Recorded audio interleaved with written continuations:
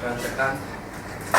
Pertama saya akan terima kasih kepada Ibu Sari Apri sebagai dan saat ini, dan juga terima kasih kepada Pak Soleh sebagai pembimbing saya dan kawan-kawan teman yang telah menyaksikan dengan pesan saya. Seperti ini tentang persepsi siswa SIP terhadap ASEAN Community 2012. Mengapa saya mengambil ini?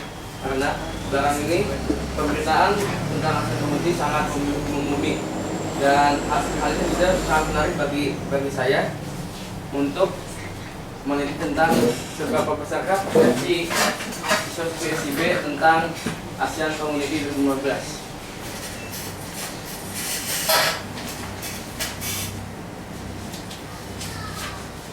Latar belakang.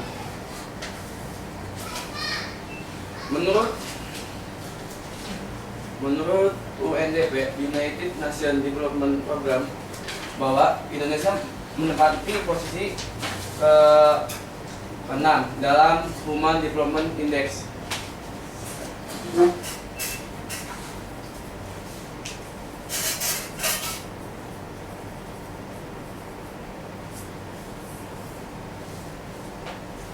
Berikut adalah kerangka berpikir. Agar ASEAN Community ini kuat, ada 2 tahap untuk melalui. Yang pertama adalah dalam sosialisasi. Maksudnya ada sosialisasi. Ada pun tahap-tahapnya, ada 4 tahap untuk sosialisasi. Yang pertama adalah keluarga, sekolah, masyarakat, dan lingkungan. Yang kedua melalui media massa. Adapun dari media massa, yang pertama adalah koran, televisi, dan internet. Di internet ada pun 3 tahap. Yang pertama melalui browsing, koran online, dan jaringan sosial.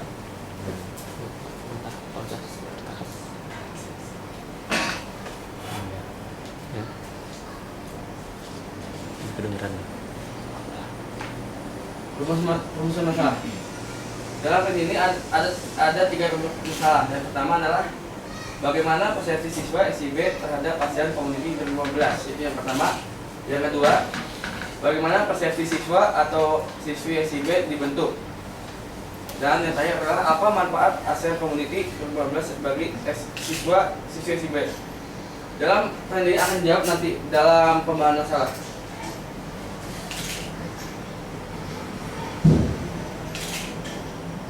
Hipotesis adalah dalam arti sosiologi adalah pertanyaan yang masih sementara atau duga sementara. Di ini ada pun 5 hipotesis yang saya bikin. Yang pertama adalah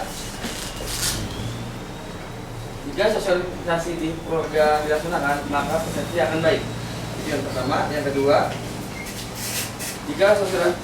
jika sosialisasi di sekolah dilaksanakan, maka persepsi akan baik. Yang ketiga,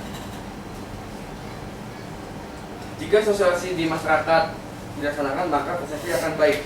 Yang keempat, jika sosialisasi di lingkungan teman dilaksanakan, maka persepsi akan baik.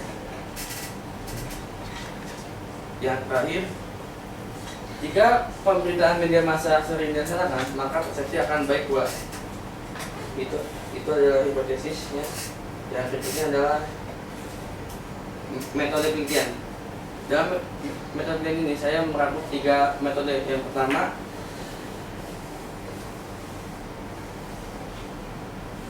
adalah observasi tidak langsung. Maksud dari observasi tidak langsung adalah suatu observasi yang didukung oleh bantuan seperti alat perekam dan handphone. Yang kedua, angket tertutup. Angket tertutup maksudnya adalah suatu angket yang telah diisi oleh saya sendiri sebagai peneliti, dan saya membagi-bagikan kepada responden, lalu responden mengisi pertanyaan-pertanyaan yang telah ditentukan di dalam angket tersebut. Yang ketiga adalah wawancara tidak berstruktur. Maksudnya adalah suatu wawancara yang pertanyaannya tidak diduga atau tidak dibikin dahulu. Itu maksudnya.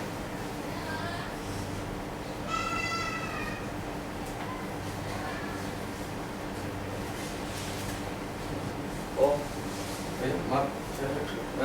ketinggalan. Penelitian ini menggunakan jenis penelitian deskriptif. Maksudnya adalah suatu penelitian yang terjadi pada saat ini atau yang berlaku pada saat ini.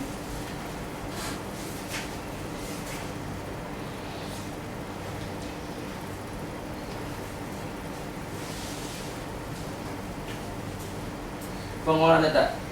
Di penelitian ini ada 5 tahap untuk pengolahan data. Yang pertama adalah membandingkan angket ke siswa, lalu dari itu yang kedua siswa mengisi angket dan menyerahkan kepada peneliti. Yang berikutnya adalah angket dikolektif berdasarkan poin-poin jawaban yang salah diberikan responden dan dijumlahkan. Yang lalu hasil penjualan respon dipresentasikan, dan tahap yang terakhir adalah hasil presentasi ditafsirkan ke dalam beberapa tabel.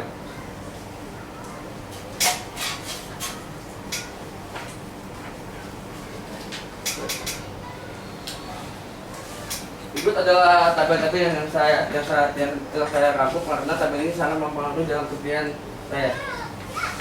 Yang pertama adalah tabel 4.5 tentang informasi tentang ASEAN dari orang tua.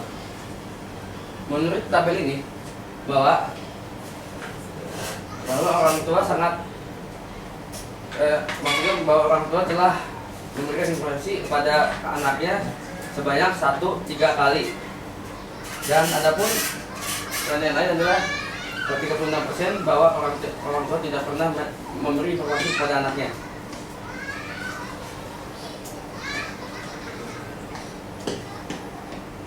Yang kedua adalah tabel kegiatan belajar tentang ASEAN di sekolah. Menyatakan bahwa 82% siswa telah belajar sebanyak 1-3 kali.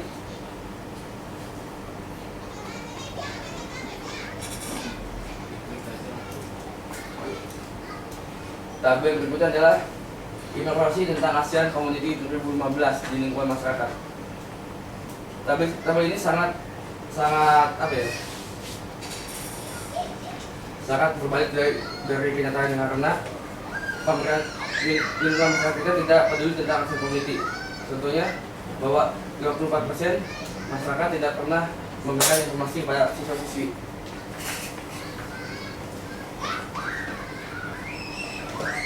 Dan juga adalah berapa banyak teman yang berasal dari negara ASEAN. Dan berdasarkan tabel berikut adalah bahwa tidak satupun siswa yang tidak memiliki siswa. Namun ini maksudnya adalah bahwa siswa SIB seluruh memiliki teman dari ASEAN. Contohnya berikut.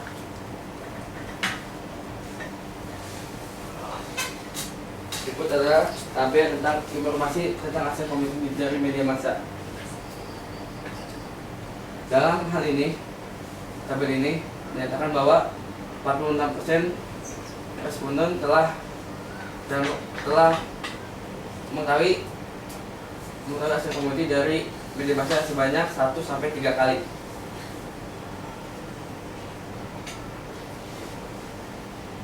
Pembahasan masalah. Ini yang berikut dari yang saya ambil dari rumusan masalah yang saya telah jelaskan, dan sekarang ada yang saya akan jawab. Bagaimana persepsi SIB terhadap ASEAN Community 2015? Yang menurut hasil observasi saya masih terdapat sebagian dari siswa SIB yang belum mengerti tentang ASEAN Community, karena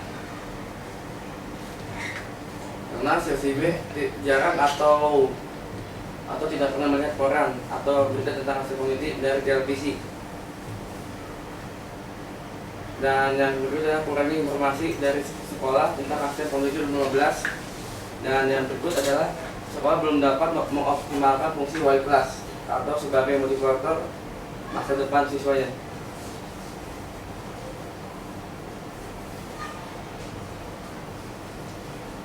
Dan ini bagaimana persepsi siswa dibentuk. Ada beberapa faktor yang membentuk persepsi siswa dibentuknya itu. Yang pertama adalah keluarga, sekolah, masyarakat, lingkungan teman, media massa. Namun observasi yang saya laksanakan yang sangat mempengaruhi adalah keluarga dan sekolah. karena masakan dan lingkungan teman dan riset ini kurang mempengaruhi tentang persepsi siswa SIB.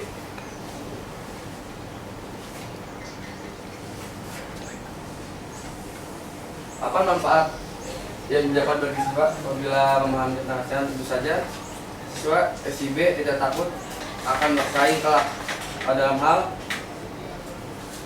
dalam arti saya tidak akan ketinggalan dengan negara lain dalam menghadapi ASEAN Community 2015.